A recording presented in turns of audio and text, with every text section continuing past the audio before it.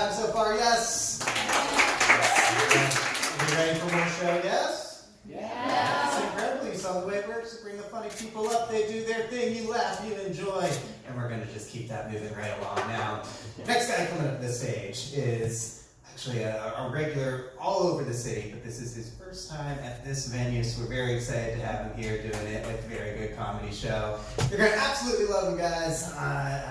He's been featured, I believe, here in Crashing. Yes, I believe he popped up in Crashing. And he's here for us now. That's what really matters. So please, make him feel welcome. Comedy Pete himself, Mr. Pete Burdette.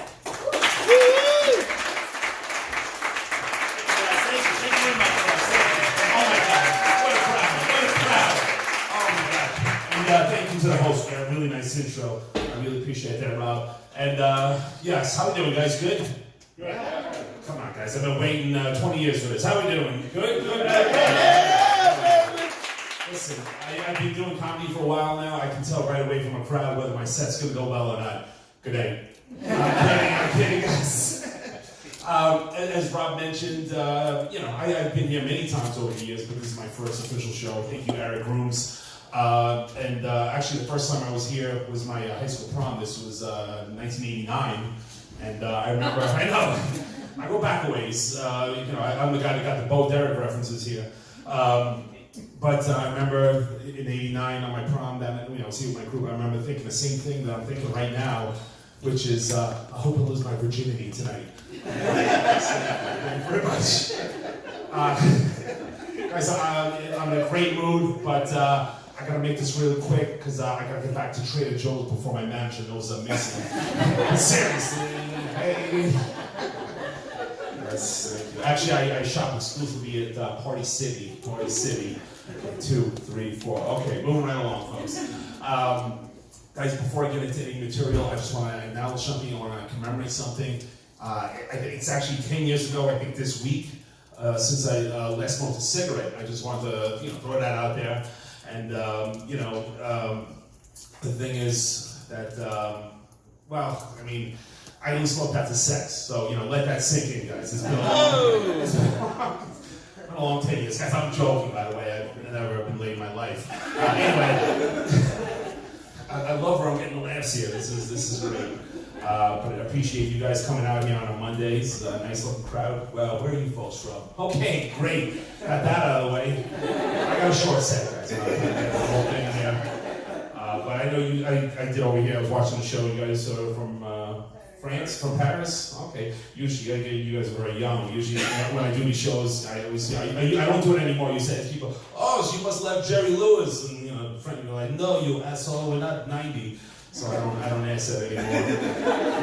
The French love Jerry Lewis for you kids out there. Okay. This set suddenly took a downturn, but it's good to be here. You guys are a great crowd. Guys, I'm getting a little older. I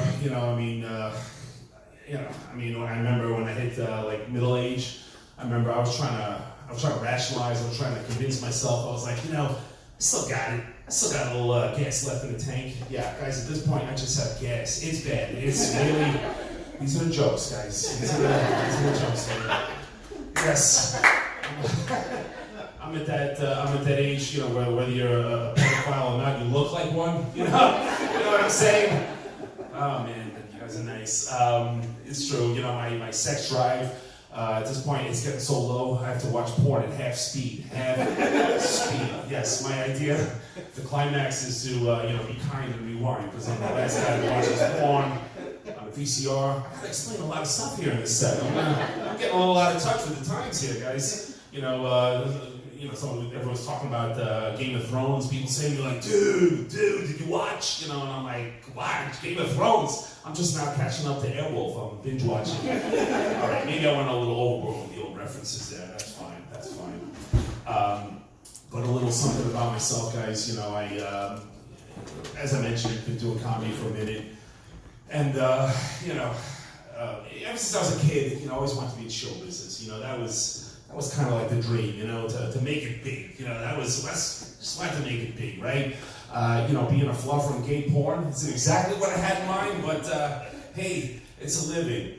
Okay, I know there's still people here because I hear breathing. I feel body, because I can't see up here, but I mean, that's just Right, you guys are good. You know, some crowds are a little rough. You know, you do comedy for a while. You know, you see it all. I did a show recently, and you know, I'm doing my bit. Some jerk yells out from the back. He goes, "Hey, buddy, don't give up your day job." And you know, I was shocked. I was a little taken aback. I was like, somebody thinks I work? I just couldn't believe it. I'm going to be applying right after the set, though, for a there's one blockbuster left in America. Thank you. That was for you. That was for that one person. Man. But you know, guys, people still get on my case. You know, a buddy of mine said to me recently, I bumped into him. He goes, "Hey Pete, wow, you know, when are you getting married? You know, it's never too late. You know, like, what happened? No wife, no kids. You didn't want that?" And I tell him, I said, "Look, I mean, it's not that I didn't want it. There's no room in my parents' basement. There's just no room in my parents' basement." Okay, guys, relax. I don't live in my parents' basement. I'm still in the room I grew up in. Come on, who's better than me right now? I got my Farrah Fawcett poster on the wall. I got White Snake blasting. Yeah, this isn't a comedy act anymore, folks. It's just my suicide note punchline. But you know, oh man. But it's good to be here, guys. You know, sports fans, any sports fans in the room? Let's change the topic today. All right, 1, 2, 3, 4, 5. You know, football. I noticed. You know, one of the teams has still got pressure to change the name. You know, the Redskins. You know, they say it's not. You know, politically correct, referring to the skin color, and I just feel like there's more offensive stereotypes in the NFL, like offensive, like gay stereotypes. You know, like Packers, Bears. I stepped on my own joke. I know these guys. You guys remember the Oilers, right? Give you a high five. Oh man.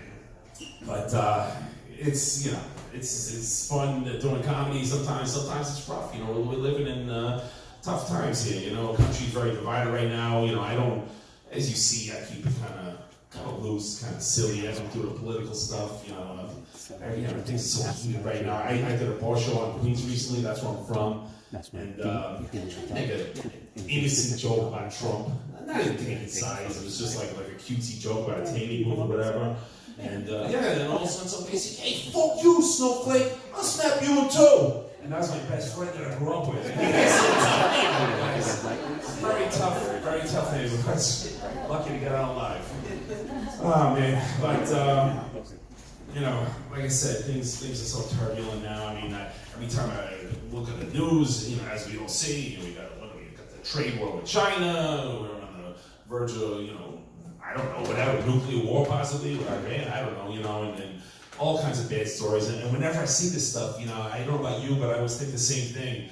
You know, it's like, how long do I have to wait before I can post a funny meme on Instagram again? How long is that exactly? Okay, you guys typed up on me a little. That's okay.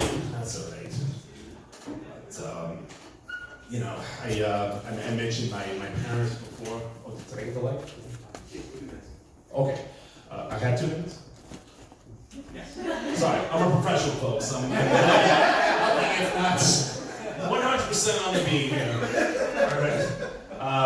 But yeah, as I mentioned, you know, where was I? I lost my train of thought here.